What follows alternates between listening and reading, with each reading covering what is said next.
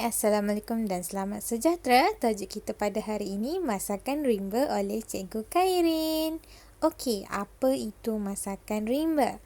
Masakan rimba adalah masak tanpa menggunakan alatan dapur. Sebagai ganti, alatan yang gunakan seperti kayu, ranting, batu, daun pisang serta tanah liat. Okey, masakan rimba biasa dilakukan apabila berkemah atau tersesat di dalam hutan. Okey, sekarang kita akan ketahui kaedah memasak masakan rimba. Baiklah, kaedah memasak masakan rimba yang pertama ialah masak menggunakan makanan sebagai bekas. Contohnya, apabila kita ingin merebus telur atau masak telur, kita menggunakan kentang.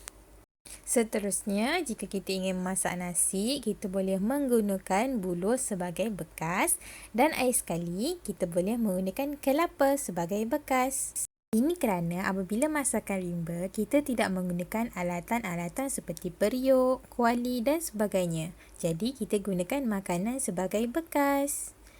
Seterusnya, masak menggunakan daun, iaitu contohnya daun pisang. Kebiasaannya, daun pisang kita gunakan sebagai alas ataupun untuk membalut ikan untuk membuat ikan bakar. Itu cara yang kedua. Kaedah yang ketiga ialah masak menggunakan ranting.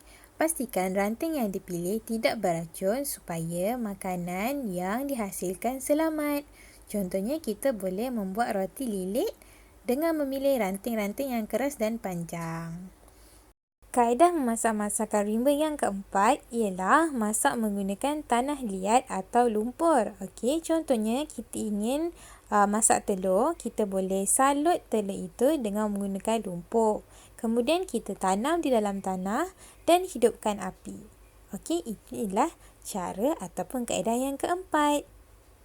Sekarang, contoh makanan bagi masakan rimba yang boleh kita hasilkan semasa perkemahan ataupun tersesat di dalam hutan. Okey, jom kita tengok.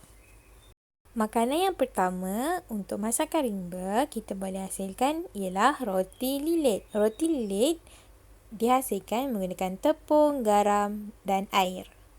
Seterusnya, masakannya ialah labu bakar.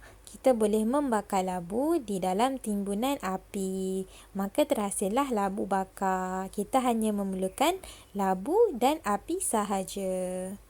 Seterusnya, kita boleh masak ayam bakar.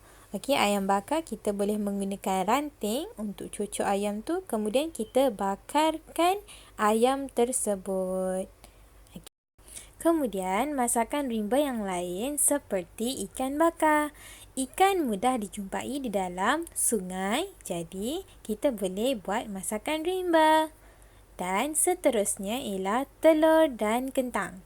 Telur dimasak di dalam kentang, jadi dapat rasa yang sedap.